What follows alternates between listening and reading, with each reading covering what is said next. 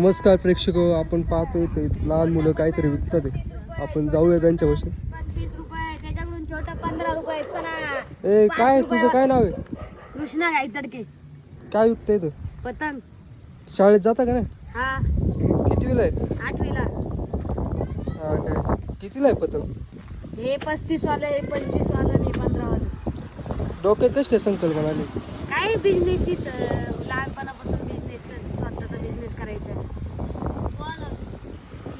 बिझनेसच डोक्यात आहे का लहान मला? हा. तू कितवीला आहेस रे? तू कितवीला आहे? 8वीलाच.